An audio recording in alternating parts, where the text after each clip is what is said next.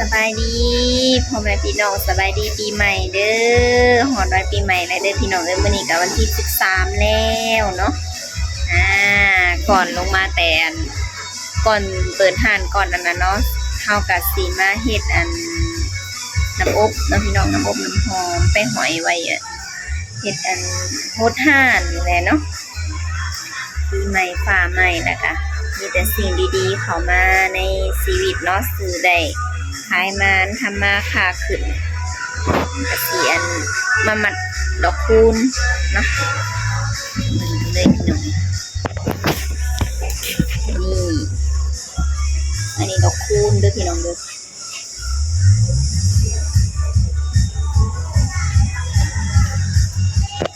แล้ววงก็สิเอามามัดใส่ห้านเนาะ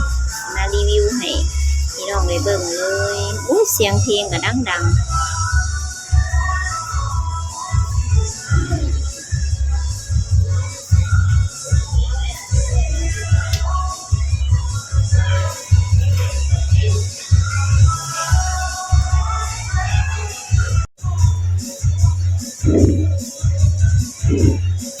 เดี๋ยวสิมาเด็ดแซ่นี่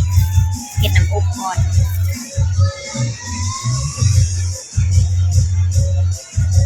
เด็ดแซ่บ่หลาย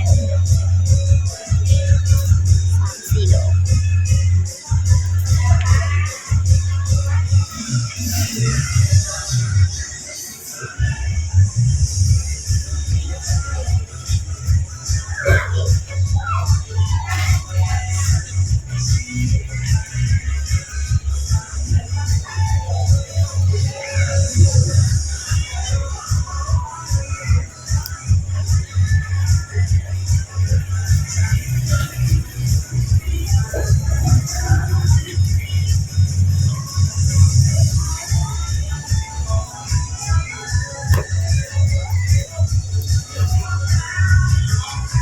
อันนี้เป็นขี้เหม็นเนาะ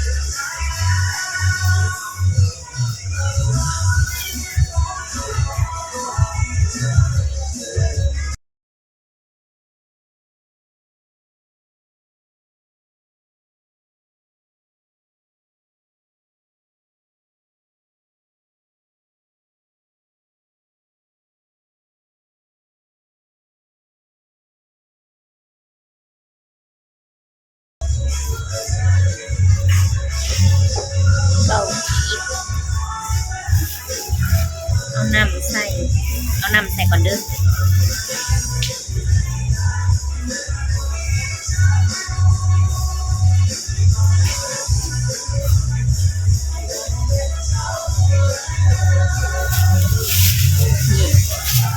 นี่เอาน้ำใส่แล้วก็เป็นน้ำอบน้ำหอมแล้วเนาะเดี๋ยวสิฉีดน้ำหอมใส่หน่อยนึงเนาะ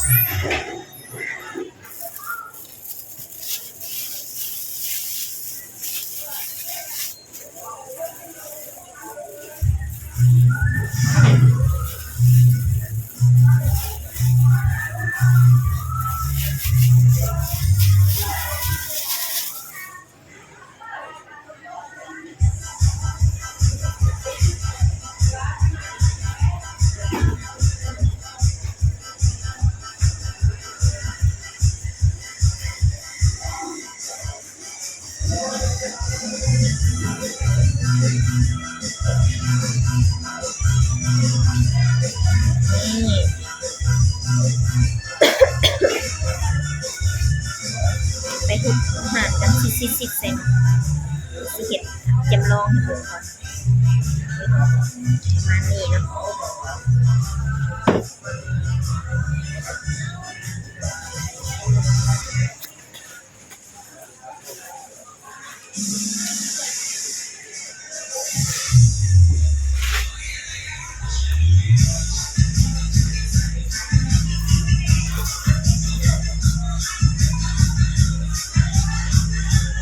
อันนี้ของปีก่อน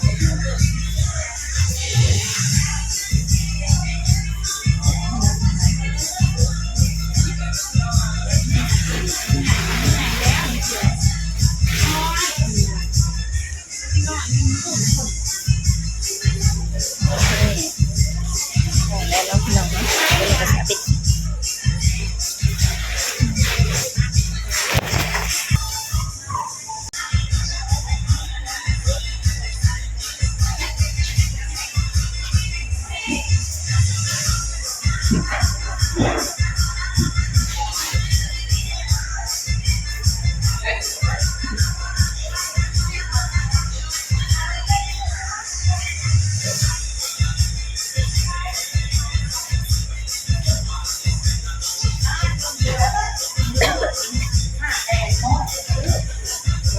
เอาเงินเลยแล้วเอาคนสุดนะ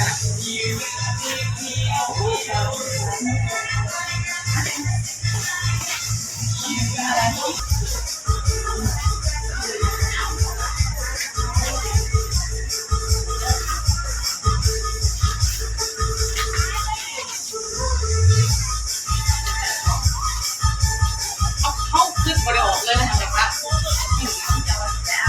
นั้นเขาลืมเลย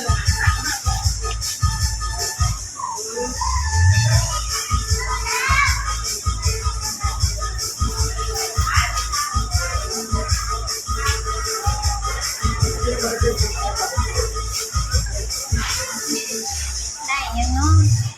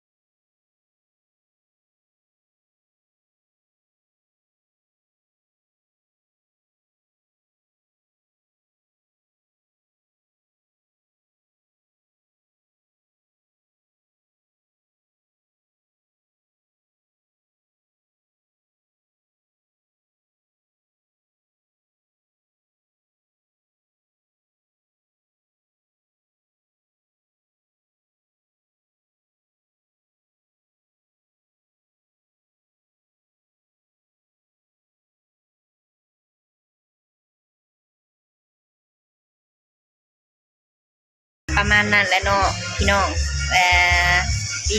วิธีการนั่นเฮ็ดสงหานปีใหม่ก็ประมาณนี้เฮ็ดเอาบุญเอาพวงมาแล้วก็มาสิใส่เนาะสิใส่ห่านเฮงๆรวยๆปีใหม่กันเบิดทุกคนเด้อที่เข้ามาเบิ่งร่ำร วยทรัพย์สินเงินทองเนาะพี่น้องเนาะดวงเปิดทางเปิดสุขเปิดลาภเดี๋ยวสหงกับสีอัปเดตให้เบิ่งเรื่อยๆเนาะมื้อนี้ก็เป็นมื้อวันที่13มื้อแรกแล้วก็เริ่มแรกเลยเนาะคนอื่นเขาจะอาจสิบินแล้วเนาะบินก่อนวันที่13อีกแต่ว่าอยู่นี่ก็เริ่มแล้วนี่ก็ได้เพลงนี่ก็แบบตั้งแต่บ่แม่นสงกรานต์ก็เปิดเดี๋ยวนี้ปกติเนาะ หลายคนยันแบบว่าสงสัยเนาะโอ้คือแบบว่าสิสงกรานต์หรือสิอีหยังก็อย่าเนาะต้องแดนตลอดแล้วก็เปิดตลอดเนาะ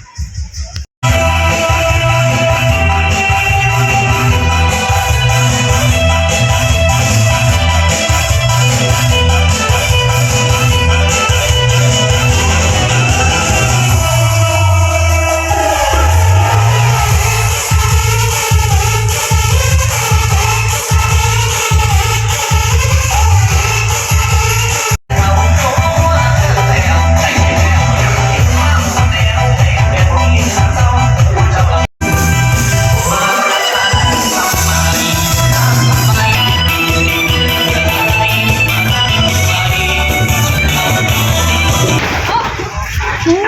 สงกรานต์ยังลมเนาะ